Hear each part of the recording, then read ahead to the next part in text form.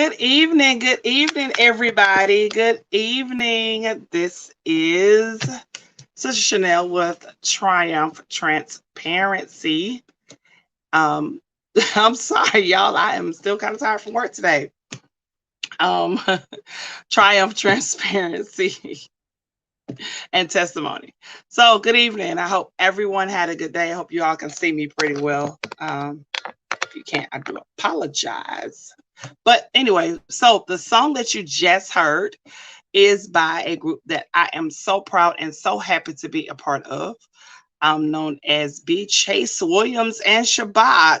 So that particular single is on the Live Again album. It is available on all digital outlets. It is available on Amazon, um, iTunes, all of those places wherever you download your music. There's a choir that I am very, very privileged and happy to be a part of. So, we're going to start off with a word of prayer like we always do today. So, Father God, we thank you for this day, God. We thank you for everything that you are doing in our lives, God. We thank you. We give you praise. We give you honor. We give you glory. God, even now, we ask that you protect our families, God. Protect our friends, our families, our loved ones, our church families, our co-workers, God, people that we hold near and dear to our hearts, God.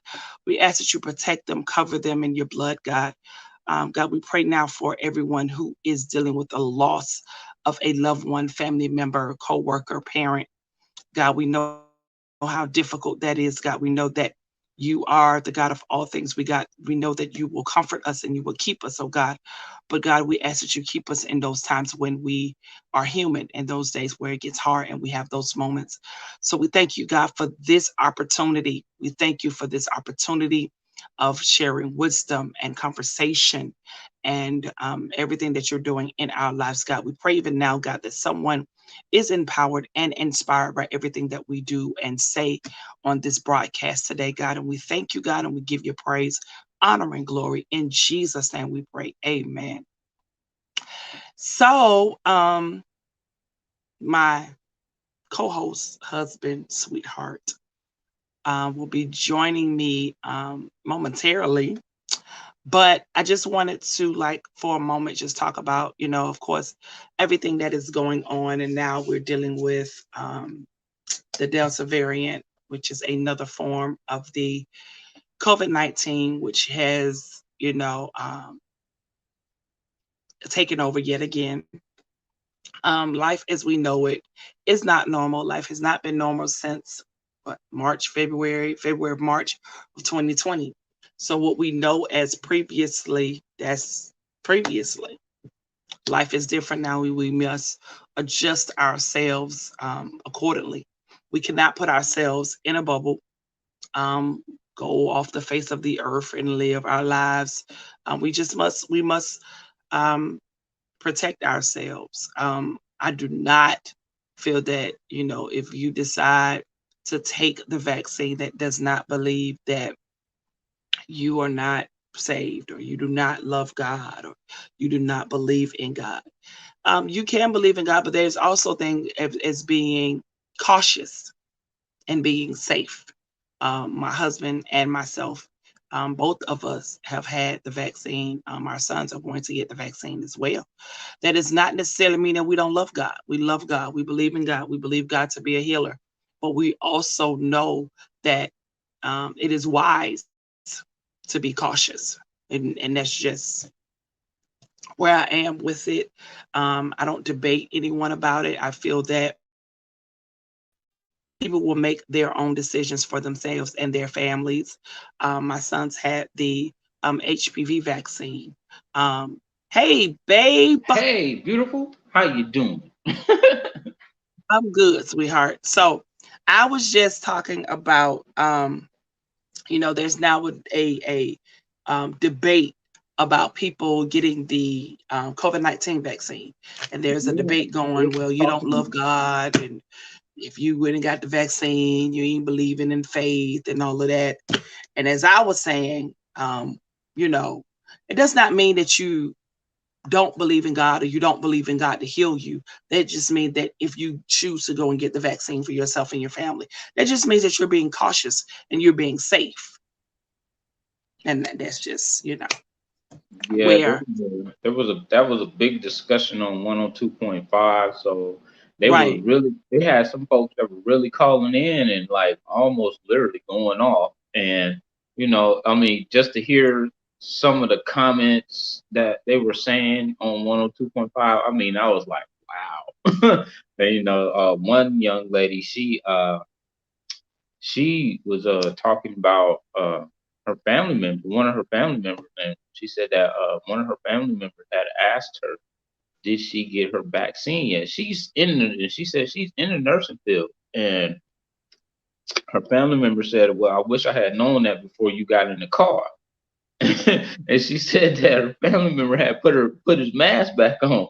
I was dying laughing. I'm like, well, if you ain't had your mask on around her at any given point in time, why would you just automatically put your mask back on because you found out that they didn't go get their vaccination shot? Man, I flipped out But laughing.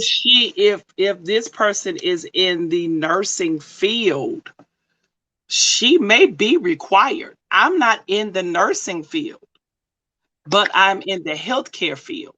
Right. And because I'm in the healthcare field, we are now mandated. Everyone, whether you're in direct contact with patients or not, all of us have been mandated Yeah. to get the vaccine. And we have a certain amount of time to get it. Now, of course, I've already had it. So all I have to do is upload my vaccination card to the database. But we have received numerous emails, and of course, we will receive more emails leading up to October 1st that we are mandated to get it. And I think Piedmont Healthcare has also mandated all of their employees to get the vaccine. I haven't heard about Grady Health System as of yet, but I do know Emory Healthcare and Piedmont, they have mandated their people to get the vaccine. They are mandated to do so. And I don't think, babe, I don't think it's a matter of, you believing in God and you having faith or you don't have faith. It's just a matter of being cautious and safe because this is the world that we live in 2021. This Yeah. is, especially if you have certain underlying health conditions that which is really the worst for people who have underlying health conditions, elderly parents, things of that nature. So yeah, but that's my take on it. So tonight I wanted to touch on a couple of things. Well, one thing mainly was communication. And we want you all out there to understand how important communication is within marriage, within a relationship period, whether Right. it's Any type of relationship. any type of relationship, whether it's marriage, whether it's mother Friendship. son, mother Yeah. daughter, Whether it's um, whether it's father, whether it's mother son, mother daughter, father son, father daughter, however, whatever. yeah, it's It's very, it's you so know, potent. It is so, communication is so very potent. it's so very So very important. I mean, if you guys, if you think about it, everyone um grows and gets older and they go to different places in their lives. And then sometimes there's a communication, a breakdown in yeah, communication where, and um, if you grew up in a time where, well, my parents were older, um, and the time that I grew up in, parents really didn't communicate. There was a lot of things that I wish I had that line of communication with my parents to be open about. And a lot of times it happens with the dynamics of just age difference. You know, like I said, my parents were older, so I didn't have that open dialogue to where I can go and sit down and talk with my parents about whatever. I didn't have that open dialogue. Thankfully, I had older cousins. I had an aunt, my mom's baby sister, that I was able to go to and talk to about anything. And you know, when I started to go through different changes in life and I couldn't go talk to my mom, I said if I ever, you know, when I became an adult, got married or whatever, I said I would make sure that my children had that open line of communication. It's very important, you know, in a marriage. I remember, and I mean, just open communication just is just it can, a lot of things can be prevented, a lot of hurts can be prevented, all because if there's a good line of communication. And I mean, and in this day and time, the way things are going on, there may be difficult conversations that you will have to have with your family members about death, how to handle death, what to do in the event of your death. Those conversations will have to be had. I remember I had to have that conversation with my mom. And I'm glad that I did. There were still some things that I did not know, but I knew what to listen out for as far as communication and talking with her. And, you know, Tyree and I going and spending time with her. I wanted and I listened for her to say, you know, the typical things that, you know, sometimes they say before, you know, in hindsight, oh, I'm tired. I'm ready to go home. I'm ready to go be with Jesus. And my mom never, mommy never said that. No. Mommy never said those exact words, but we began to pay attention to what she did say. I remember, you know, babe, you probably remember this one night we went over and me, you and the boys, we were literally in the bedroom talking to her and she was laying across the bed. She was laying in bed. And one of the things that she told us was, one, never give up on the boys and never give up on each other. And I didn't think about it then, but I didn't know that mommy was preparing us for her to leave.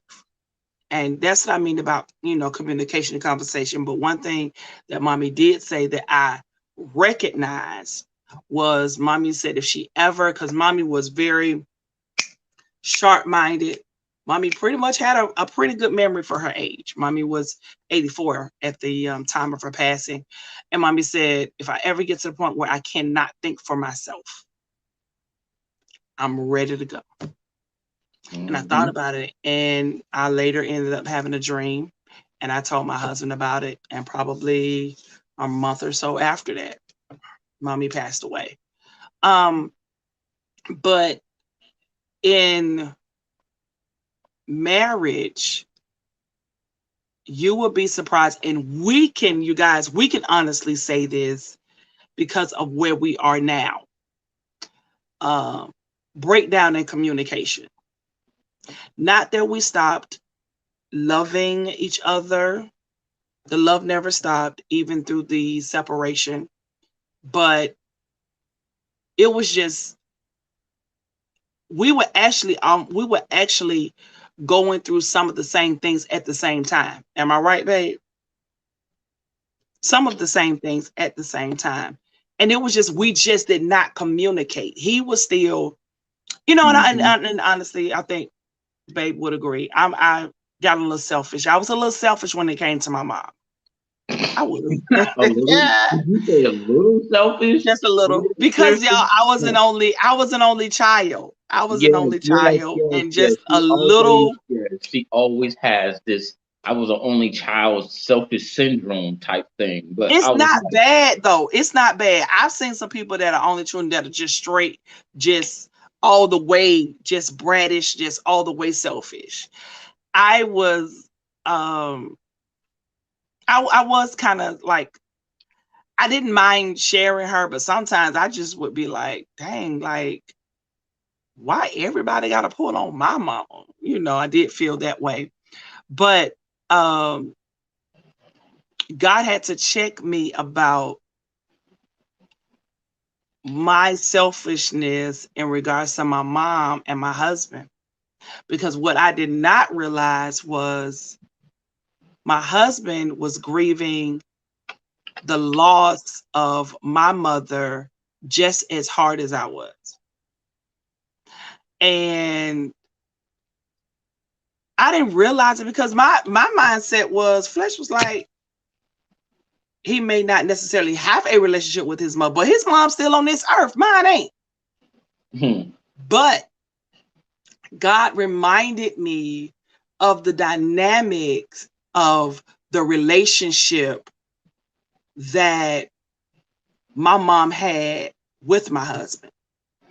Because you see, you know, I know you've seen some people that are married and you don't see the mother-in-law with either one on either side unless the other spouse is there. Yep. Now, that may be the case with me being around his mother, but that was not the case with my husband being around my mother. Their relationship was beautiful. I loved it. It was beautiful to see. So God had to check me about that, and it was because we didn't communicate how we were grieving. That was a level of breakdown in communication, and I do recognize and understand that a lot of men don't know how to just not just deal with grief, but just deal with emotions, period. And I think sometimes that is because of how men grew up. And but there are some women that are like that too. You know, I think there's some women that are like that. Oh, there's plenty.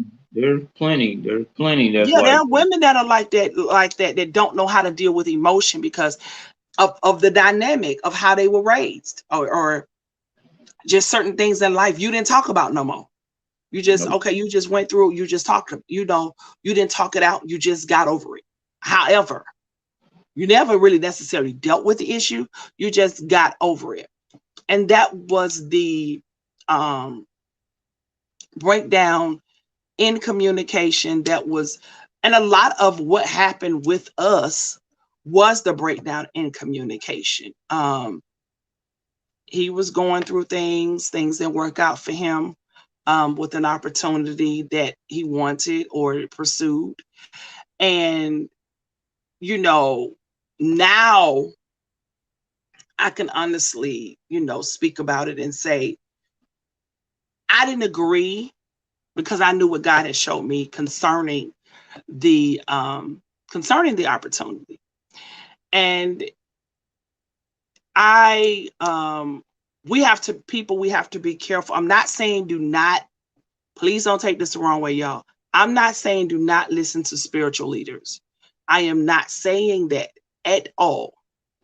What I am saying is this: you know your family dynamic, you know your spouse, you know yourself, you know your children, and you know what's going to work for your household. Yeah.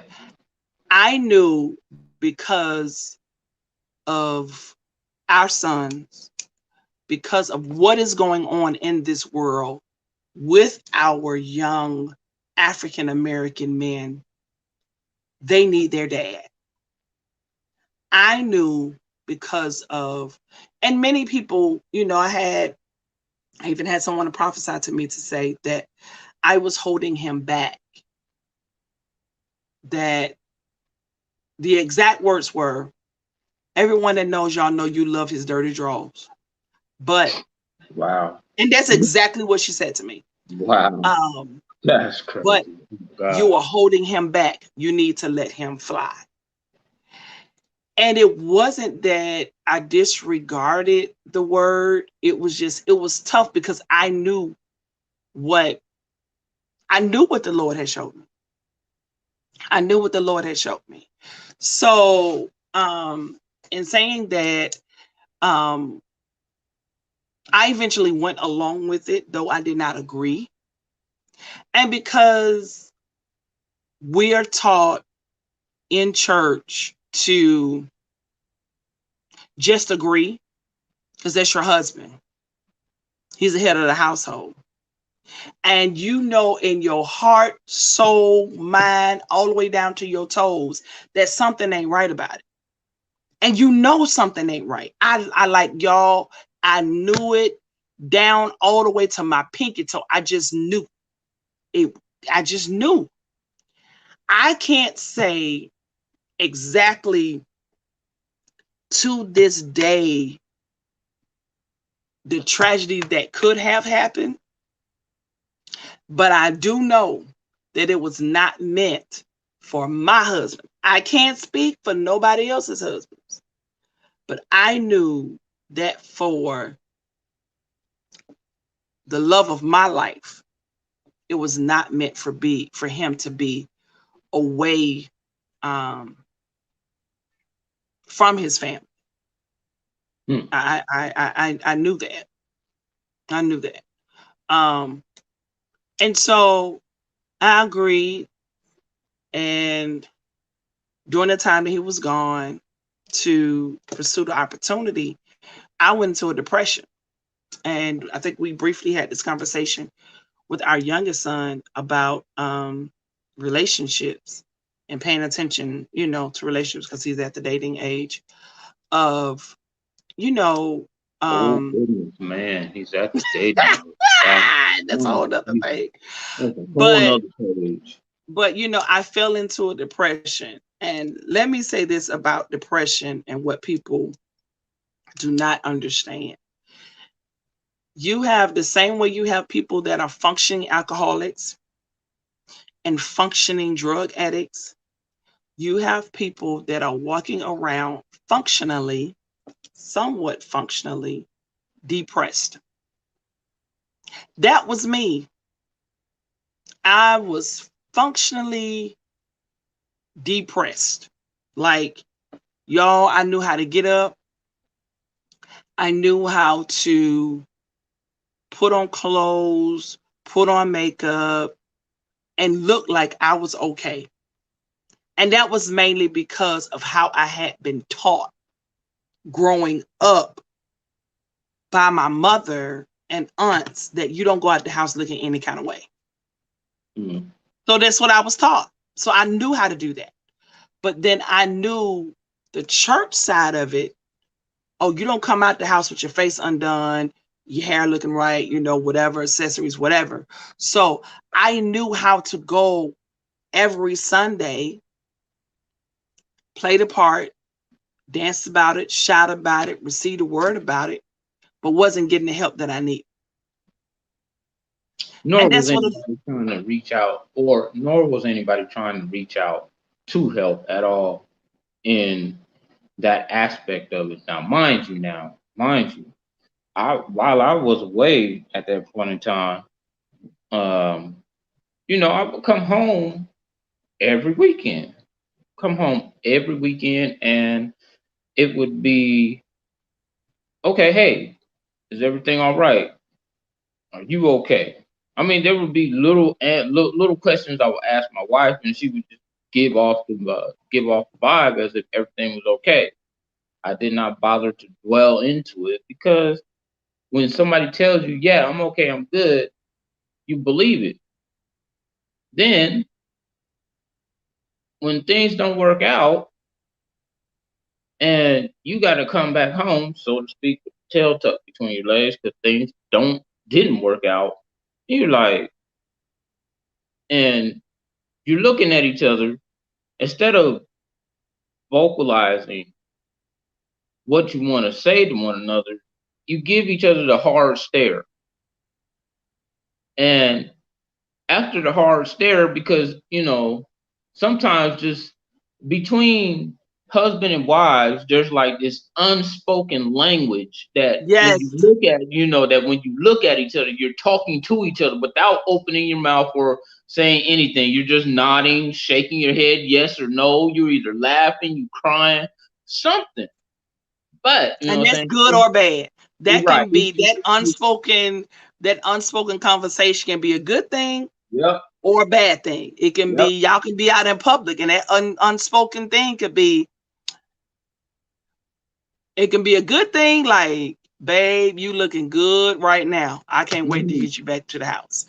Or it can be Or right now, I can't stand it, you. it could be one of them looks like, really, are we really doing this right now, right here? Right now. Are you for real? At this And it's moment. like, it's like, it's an unspoken language. It's just kind of like what your mama did to you when you was in the grocery store. Yes. But she just gave that stare. I just put that on the lower. I just put that on the bottom shelf for y'all. It's like what your Right. mama did. It's like what your mama did to you when you was in the grocery store, or At where church. if you was somewhere with your mama and your mama gave you that look, your Right. mama You already looked at knew. you, or you Let felt me some get myself eyeballs. all the way together. You Right. felt some eyeballs staring at you in the back of your head, burning something into the back of your head just by them looking at Right. you. Yeah, you know exactly what I'm talking about. So, Right. Right. but between me and my wife, as we was coming home, on the way home, my wife, she said, so you ain't talking to me?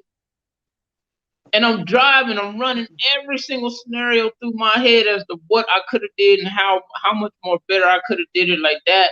And I just looked over at my wife, and my wife saw the look on my face. And she was just after that, we didn't say anything to each other the rest of the way home. And So this was like an hour or so ride, y'all. yeah, this wasn't no 45-minute ride. This was an No. hour. I'm This like, is like an hour or so.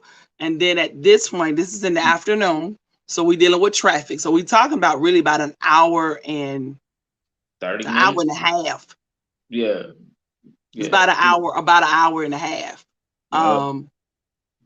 And it was difficult because it's like We're used to talking. We're we're used to always talking. talking. We're used to talking. We're talking about we're people watching. We're talking about what other folks are doing in their car, being on their cell phones. If you people watch people while you driving, you'll see some real crazy stuff. You'll see folks digging up in their nose, trying to get that gold up under there and all that good stuff. But anyway, but Yeah, but you will see some crazy stuff. yeah, this was an hour and a half trip back to the house. And this was after I had already called my wife to come pick me up. And I'm like, you got to be like the look I gave my wife was like, at this moment right now, I'm not in a talkative mood. So, it was like, hey, look, I'm gonna have to get back at you because Tyree is not here right now. And this is, what I'm saying, that's basically the look I gave her. It was like, no, we're not gonna do this right now. My wife was up, she got upset with me because I wasn't talking to her. And what she didn't understand at that point in time was I was trying to run every single scenario through my head. Like, how in the world did I fail this test? And man, when I kid you not, when they always say hindsight is 2020, but when I came to the conclusion of my 2020, I was like, really? I just had a blank stare look on my face, like, seriously, for real? This is exactly what he said no to. And this is exactly why I could not go through that door. I was not understanding as to why I couldn't go through the door. It was just like, okay, you keep knocking at the door. The Lord keep closing doors for you that he won't allow you to go through. Now, the Lord may allow you to go through that door to a certain extent, and then he'll shut it completely. And when you get there and you arrive to that point and you are just like, okay, yeah, I'm gonna do this or blah blah blah, and you bomb it. I mean, you bomb it like they bombed Hiroshima. So and he's like, for real? And you screaming, Mayday, Mayday, Mayday, I'm going down, I'm going down, I'm going down. Guess what? You went down on your own accord. Not because somebody made you go down, but you went down on your own accord. That's just the Lord's way of saying, okay, come back this way, come back this way. I need you back over here this way, son, this way, daughter. Um, and it is one of those type of things to where you are you're not only mad at your spouse, you're even more madder at yourself just because you didn't achieve what you was trying to do. Because the way you were looking at it and the way I was looking at it at that point in time was, okay, I'm gonna have more revenue coming into the house, but I was gonna have to sacrifice something. And I don't think I understood fully what sacrifice meant. And that meant for me to be away from my family, giving up my family, and missing out on a whole lot of stuff. Because, I mean, don't get it wrong. The truck driving industry is very lucrative. And for a lot of people, they can work with that. For me, it just wasn't meant to be. So it's like, and the hardest thing to ever do is to really admit that, okay, I was wrong. Or to apologize, not only to yourself, but to your wife, to your family. And, it's like, well, you have to apologize to God because it's like, wait a minute. It's like, Lord, I'm sorry. I was just trying to find a better way. And when you feel like you're always pushing your spouse, you're always pushing your spouse, whether the wifey is doing it for the husband or the husband is doing it for the wifey. After a while, you tend to get drained out. You tend to want to stop pushing because it's like, well, dang, yo, I've been cheerleading you all this time. I'm trying to do one thing and I don't get nothing in return. So it make you want to drop everything and be like, you know what, forget this mess. I'm gone. And for both of us on a mental level, we had checked out on each other because Checked out. we was so stressed out. We were stressed. We was stressed out. We was what's another word? We was just drained. Now, Really. let me say this. When I say what I guess, and women can probably attest to this. We check out mentally before physically ever comes into the picture. I had checked out mentally. I had checked out emotionally. And it was just like, I literally was like, God, just go ahead and take me up out of here. It just everything got to be too much. It was the stress of him being gone. It was the stress of dealing with teenagers. It was the stress financially. It was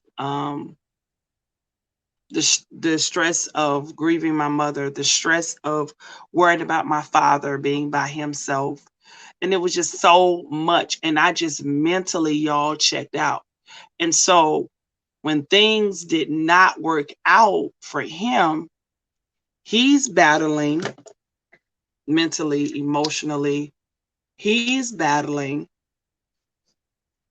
I mean, come on, if you guys think about it. Time my husband was 44. So it's like you're going after this at this certain age. You speak with a spiritual leader or someone that you look up to, and they tell you to go for it. So you go because you trust this person. So then I had issues with that because I'm like, but I knew what I was shown, but So husband's behavior began to change. And when his behavior began to change, it began to look like, that's why y'all, we gotta be careful. We gotta know about communication. We have to know, stay prayed up, know the plans and the tricks of the enemy. Because because he was dealing with so much, because it's like, I did this, I went after this, I'm not in my 30s, I'm 40 something years old, 44, I have 2 sons, and this is what y'all, I didn't see all of this. And God showed me all of this stuff during our separation, as God was doing surgery on him and me. And God was showing me, like, and really, and I'm trying not to get emotional. I had a conversation, and y'all, it pays to have genuine people in your life that's going to love you, but they're going to tell you you are wrong. And I'm looking at her picture above my wall, so I'm trying not to cry. It was the day that Brittany had passed away. And I was getting ready to leave the house where I was living at the time, and I called Ladre, my god brother, and talked to him. Now, we all got those friends, those brothers, those sisters. Y'all don't talk every day, but when you do, it's as if you had just talked yesterday. And that's how we call him our brother, even though he was my god brother first. But he was in our wedding, and he was my husband's best man. Anyway, I talked to Ladre that day, and he helped me see. He said, Chick, you got to think about this. Think about his family dynamic. Think about his age. Think about where he is. And I began to really process it. And let me go back for a moment. When husband was going through all of this, okay, y'all, I went through an abusive relationship 24 years ago. It just say 20 some odd years ago. 20 some years ago. My son that passed away, his father. And so I said that I saw the signs, didn't get out when I should have. But when I did get out and God delivered me from it, and I went back home with my parents, I said, God, if I ever see any of these signs ever again in my life, I'm out. And so what I didn't realize, what hubby was dealing with,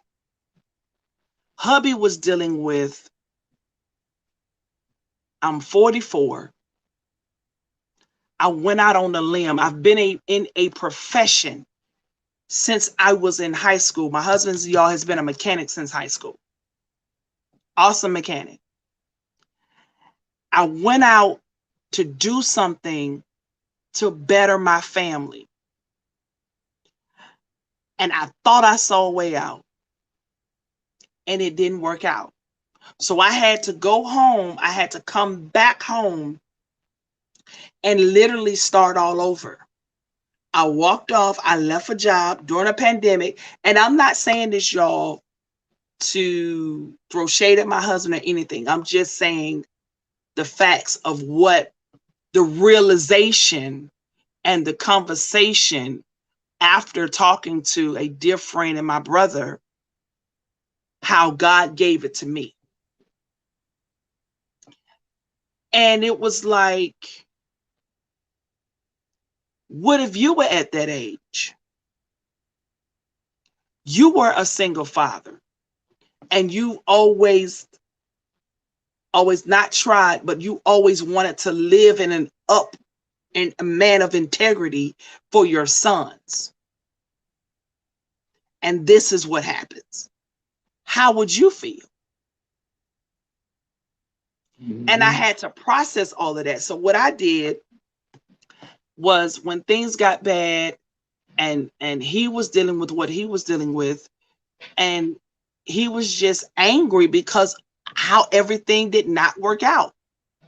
And because of that, what I began to see was his anger. And I said, I can't deal with this. This is like mental and verbal abuse to me. And that's the way I took it.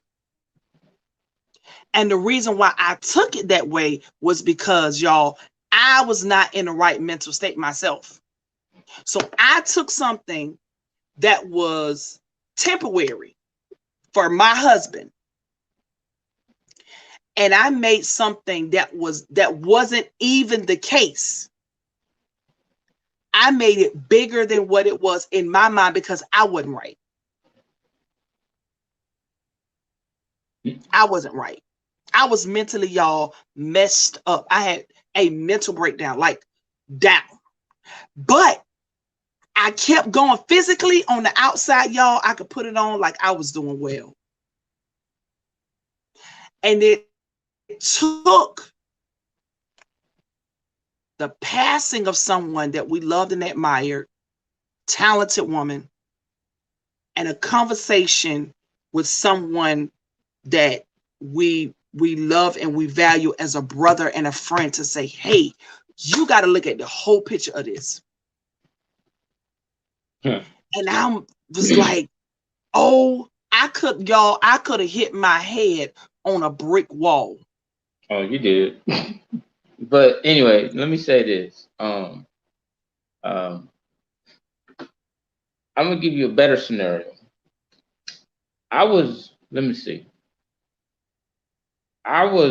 younger, in my 20s. So I had left Cali, came out here, come spend some time with my other family members, my cousins, my aunties, and all that good stuff. Now, these are people I haven't seen in a long time. So I came out here. I was staying with one of my aunties, my cousins, and all that good stuff. Now, mind you, we was having fun. We was going to the clubs. We was doing it. We was just hanging out. And it was me and my cousins, and cousins, they had they dudes. I was just like, wow, I was what you call wilding out. But while I was out here, I was staying with my auntie and them, and I was stacking my chips, stacking up my money. So I'm working. I mean, it was just me. My auntie wasn't really charging me, but I was still slide my auntie some money. So at that point in time, I was just out here and just having fun and all that good stuff. And somehow, things begin to go. Things begin to go. Got haywire. Just put it that wire. Things got haywire. And auntie started, my auntie, she'd come home from work 1 minute, she'd be okay. The next minute, next day she'd be, going off at the mouth. And I'm like, hold on, wait a minute, Doc. And, she asked me, well, what things did you eat? What you mean, what things did I eat? I don't really eat nothing in your house unless I just happen to be in your house. I mean, I'm not necessarily here at your house. Hey, I would go get some groceries or whatever. I would replenish what, if I did eat anything, I would put back what I ate. So because people are for some reason, people are just real flaky like that. And so things started to get a little bit crazy. So, I had to go back home. But I wasn't necessarily mad. I was just like, okay, well, you know what, you tripping a little bit too hard. And I hadn't, what I'm saying, I didn't have a vehicle. I couldn't I was trying to find me a place to stay, and where my cousin was staying at, I was trying to see if I could get into like a 1 bedroom apartment where she was staying at. And that really didn't work out. So it was like, dang man, I gotta go back home. Like I don't want to go back home. But I had to go back home. So like I went back home and go back home and having to get back into more or less the groove of things that was, uh had to change my mindset from being single and almost living on my own to okay, you're back inside, you're back home with your mom and dad and your two little sisters, and you gotta get back into the groove that you was in when you was home with mom, dad, and your two sisters. And it's like, well, damn, why? Why? It's like why? Why, Lord? Why? So from that standpoint there, I had already got the concept in my head that okay, I want to live a lifestyle that is how you say, adventurous. That was the lifestyle I was looking to lead because I was like, all right, you know what I'm saying? I want my lifestyle to be somewhat adventurous, and I definitely didn't want it to be boring. So I was like, all right, okay. So I left, went back home, stayed home for a little while. Eventually went back to school, got into started taking automotive classes at a 2-year college, and I stayed there for about a year and finished out maybe about 2 to 3 semesters at the junior college I was going to.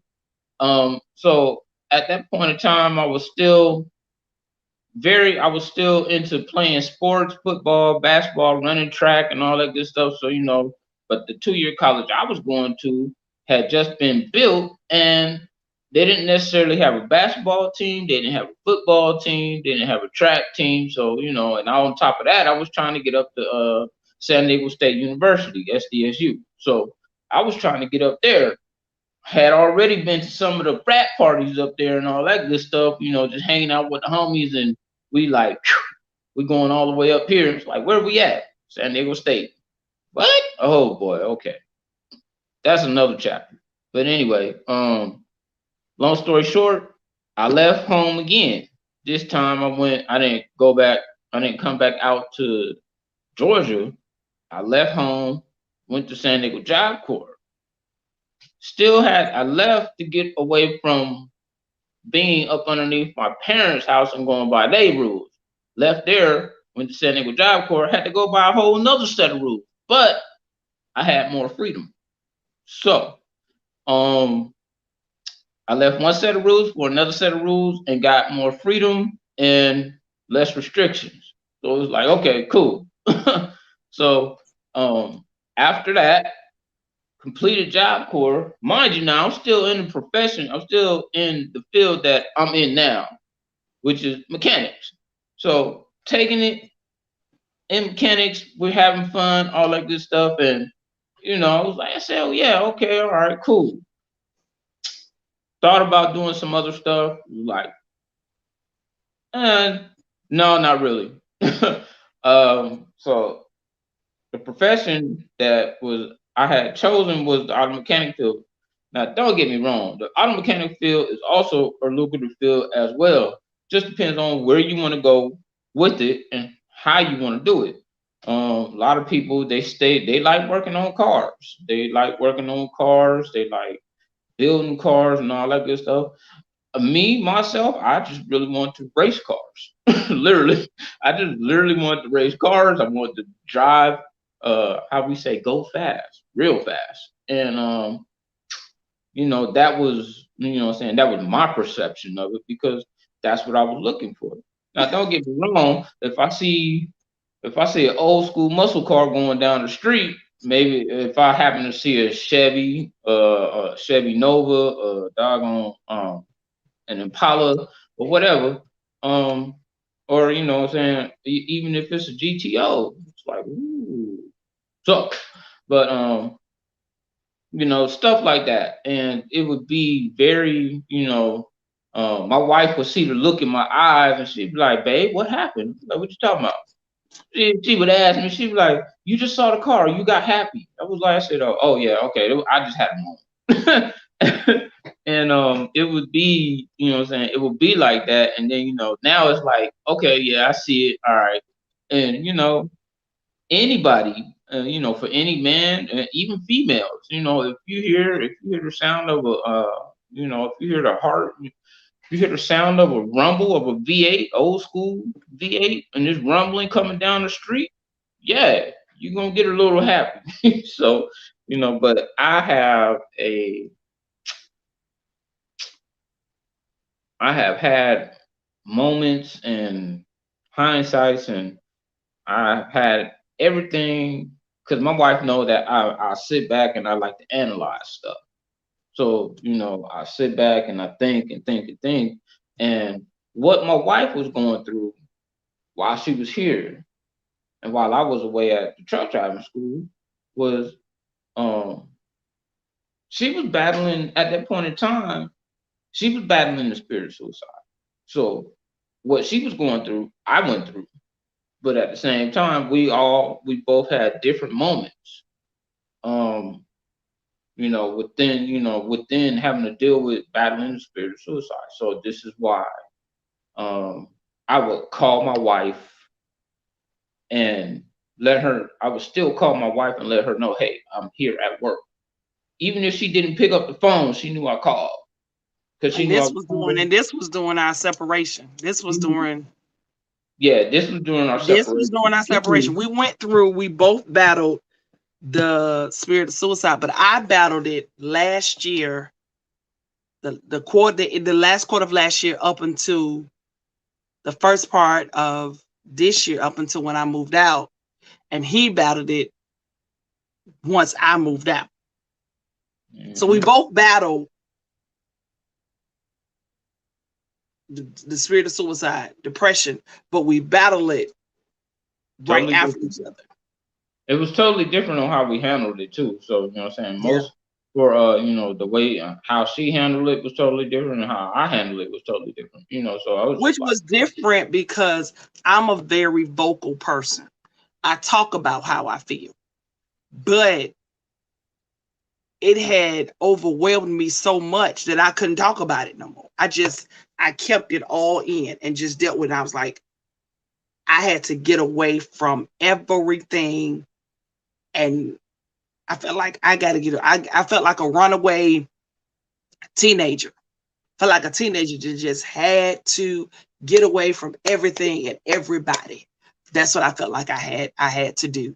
And I'm not saying by any means that that's what wives should do or that's what husbands should do. What I'm saying is, and I think what both of us are saying is, know how to communicate and even in hard not be afraid to reach out for help.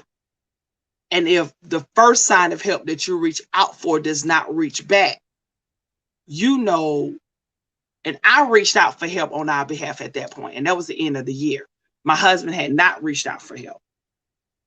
Reach out again to someone else if that is not, and even reaching out to who we reached out to, not to be able to for them to reach back to us to help us through this process, that added another level of stress. And again, On top of everything. what we were already dealing with. So it's like, And wait, again, right. I'm And 40 some again, years old. We're reaching out to help. We need you, not for financial, but we're really going through. And we can't get no words of wisdom or spirit of no encouragement. So and that was again, another level of something else added on to the other layers of stuff that we were already dealing with. and again, people, family members, married couples, especially. Hey, we got 3 minutes. Oh, okay. To say this, married couples, if you can't go through your church, go outside. I'm telling you, You don't always necessarily have to go through your church. Go outside. Go outside. I would say make your church your last resource. But go outside. Always reach for help. Ask for help. Regardless. now we were told to go outside of the church after we had separated. Right. So our first thing was not to go outside the church. We reached in the church first. Now, hindsight, if we knew then what we know now, that's what we would have done. Yeah, most definitely. But it is our time is up, babe. We will continue all of this next week, but what we will say to you guys is communication, communication, communication. Yes. Keep it. We don't want anyone to go through what we went through, but at the same time, And if we you will not already take been our journey right. for where we are now. We just know we will take what journey we're on now and moving forward. We never, ever, ever, ever want to go back to Oh, we're not where going. we were. We're not And going. we're not going to. We will do whatever it takes to keep us on this journey that we're on now and moving forward. So we will never go back to where we were ever again. So, guys, it's been a pleasure. You guys continue to have a blessed, blessed, blessed week. The Coopers send much prayer, much love to everyone, much encouragement. Please take care of yourselves and your families. Mask up, whether you've had the vaccine or not. Please continue to take care of yourselves. You're worth it. Your family needs you. Your children need you. So we thank you all so much for joining us tonight. We love you all. God bless you. Have a good night. I love you, babe. Love you too. Bye. Y'all have a good night.